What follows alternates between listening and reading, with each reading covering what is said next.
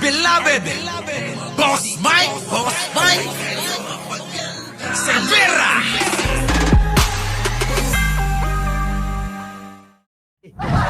Uy, speaking of ICC, Trillanes, mga kababayan ko, nako, lagot mga kababayan ko, may idedemanda sila. Magdidemanda daw yata mga kababayan ng ICC, ha? Lagot ka, baliktad. O, ito na. International Criminal Court tungkol Nako. sa akusasyong pinondohan sila para imbestigahan ang Duterte drug war. Patay kayo. Bineltahan sila mga kababayan ko. Ito ang pinapakalat nila na binayaran daw sila mga kababayan. Yari! Yari itong mga ito. Siya pa, Boss Mike. Bumueltang International Criminal Court tungkol sa akusasyong pinondohan sila para imbestigahan ang Duterte drug war. Kita nyo, pinaratangan po ni Attorney Baliktad na pinondohan daw po ng nila Saldico at ni Speaker Martin Romualdez dati na, quiet lang, wala si Jayjay. Na pinaratangan nila na pinondohan sila gamit ang pera, kwarta ng bayan. Ngayon ho, bumuelta ang taga-ICC. Di ba? Yari sila rito mga kababayan ko. Bueltahan sila mga kababayan. Kita nyo, biglang tumahimik sila. Hindi nyo ba napansin? Tahimik na sila? Hindi man lang na sila nagsasalita? Ang nagsasalita na lang ngayon mga kababayan, si Bingot na lang. Si Mike Defensor na lang mga kababayan na nagsasalita ngayon.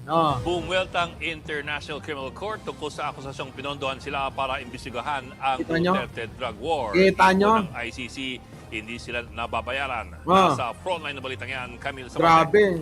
Kita nyo, sabi rito, dali Sabi rito, yes, Mike, ang father ko ang isang Pilipino na na-hostage ng mga Iranian dyan. Dahil sa American Embassy, nagtatrabaho ang father ko. Nakaw! Grabe, no? Grabe ang mga Iranian pala, pero dito mas matindi. Yari kayo ngayon. Yari kayo ngayon, ha? Personal na nagpunta sa Ombudsman si Attorney Levy Baligod para dalhin ang joint affidavit ng 18 nagpakilalang dating security at bagman ni Zaldico. Sila umano ang naghatid ng male-maletang pera kay Pangulong Bongbong Marcos at ilang pang opisyal ng gobyerno. Nirefer namin sa Office of the Ombudsman para magkaroon lamang ng prima facie proof na merong offense na nakumit at ang mga napangalanan doon ay maaaring guilty sa mga offenses na ito. Ano ang mga offenses na ito? Ano? Ito ay mga pupwedeng violations ng Republic Act 3019 o yung Anti-Graft and Corrupt Practices Act, Republic Act 6713 na nagbabawal na tumanggap ang mga opisyal ng kahit anumang regalo. Nanindigan si Baligod na walang nag-uutos at nagbabayad sa kanila na malaking personalidad. Naku, naniwala naman kayo dyan. Mga kababayan ko, marami na akong narinig sa'yo, ha? Una nang itinanggi ng Malacanang ang aligasyon. Ayon sa palasyo, pangit at hindi pang-award ang script. Pero sa hiwalay na interview, giniit-it ni Baligod na wala silang script. Wala po kaming script na sinasabi. Ba't mali-mali yung sinasabi nyo? Wala daw script. Sige na, wala kayong script. Kaya nga mali-mali yung sinasabi nyo, eh. At lalong-lalo na, wala po kaming award na hinahabol. Award pera yan. Sino naman po kami, no? Sino naman itong mga dating 18 sundalo para naman pabagsakit ang gobyerno? Nabanggit din sa affidavit si mamamayang Liberal Party List Representative Laila De Lima na tumanggap umano ng perang nasa maleta. Kasama raw si De Lima sa mga meeting ng ICC investigators na nagpupunta sa Pilipinas kaugnay ng investigasyon sa drug war. Pero aminado si Baligod na nagkamali siya sa pagsama sa pangalan ni De Lima. Gayunman, nakatanggap pa rin umano ang kongresista ng paper bag na may pera. Kita nyo mga kababayan ko, iba-iba ho yung sinasabi.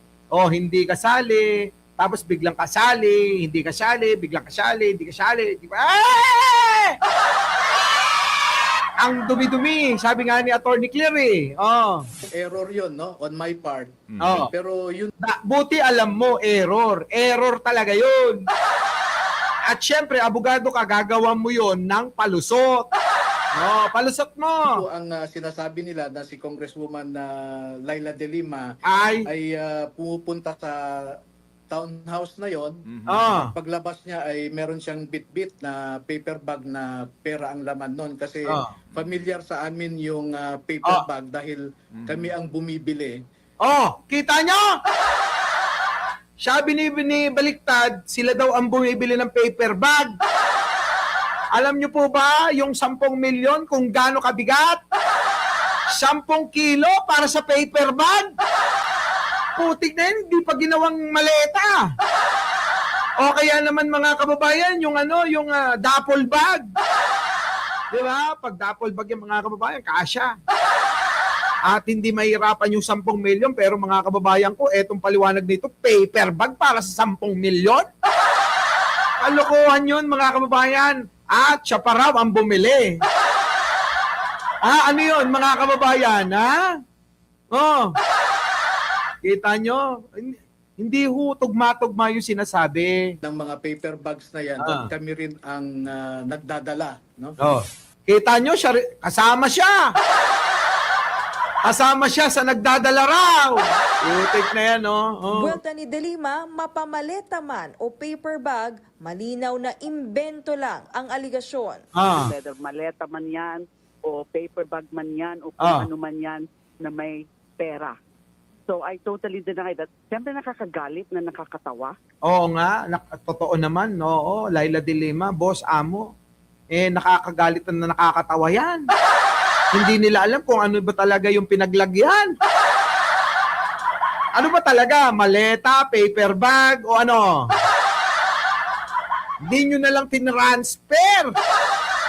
Dahil andyan na naman yung mga kasinungalingan na yan at dinadawit na naman ako. Oo. Hindi na ba sila nagsasawa? Na ginawa na nila sa akin yan. Yung mga pag-iimbento ng mga istorya. Oo. Posibleng Nako, trabaho daw talaga niyan kasi si Miriam Defensor nga eh. Muntik na hong i-disbar, pailan ng disbarment case, yan si Attorney Baliktad. Dahil daw sa mga maiimbento. So, ibig sabihin, may history na talaga yan. Noon pa, ganun na ginagawa niyan. motibo raw ng pagdawit sa kanya ay ang pagiging aktibo niya sa impeachment complaints ni VP Sara Duterte. Pinabulaanan din ng ICC Prosecutor Office Yan na. ng paratang. Nako, yan na, pinabulaanan daw. Independent daw ang kanilang investigasyon. Independent daw ang kanilang investigasyon. Totoo naman. Nanggagaling din sa korte ang budget at dumaraan sa istriktong regulasyon. Nanggagaling daw sa korte ng ICC yung budget nila at dumadaan sa istriktong investigasyon. Maging si Ombudsman Boyeng Remulla ay nabanggit din na lang nakikipag-meeting umano sa ICC investigators. Oo nga daw, Boyeng. Nako, lahat na. Hindi nyo ba napansin mga kababayan lahat ng mga sinabit nila? Yung pong mga kinaiinisan ng kampo ni Duterte. Trillanes, De Lima, Boyeng Remulla, si General Torre, si Martin Romualdez, at saka si Pangulong Bongbong Marcos.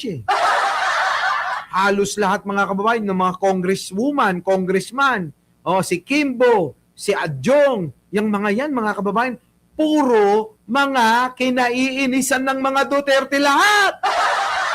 Imposible namang walang kasama dyan na katulad nino.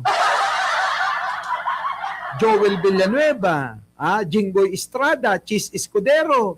Hindi ba pwedeng kasali? Ayop, mga kababayan, tindi talaga ng mga yan. Pero wala pang pahayag dyan si Remulla. Si Vice President Sara Duterte hanga raw sa katapangan ng mga dating security ni Ko. Patay tayo dyan, kita nyo. Pumuri pa yung iyaking Vice Presidente. Pumuri, mga kababayan. Walastik, pinuri ni Sara Duterte. Ay, alam na this. Alam na diso, mga kababayan ko. Alam na yan. Alam na natin na alam ni Sara Duterte yung propaganda na yan.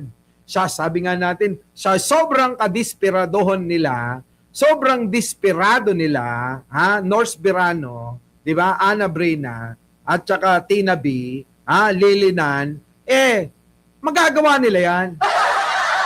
Rico, di ba, Abinsay, wala na mga kababayan. Desperado na ang kampo at kulto ni Duterte.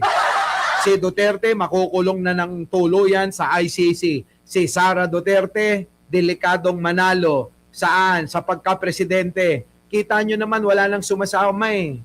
Di ba nga nagre-reklamo na siya na sinasabi niya na mula daw nung nag-announce siya na tatakbong presidente, lahat ng mga imbitasyon niya, kansilado na.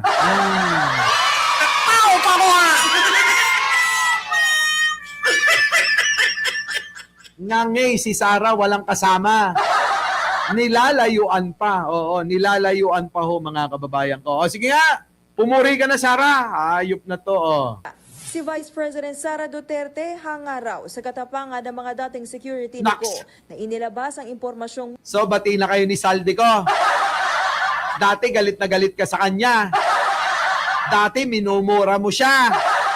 Tapos ngayon humahanga ka na.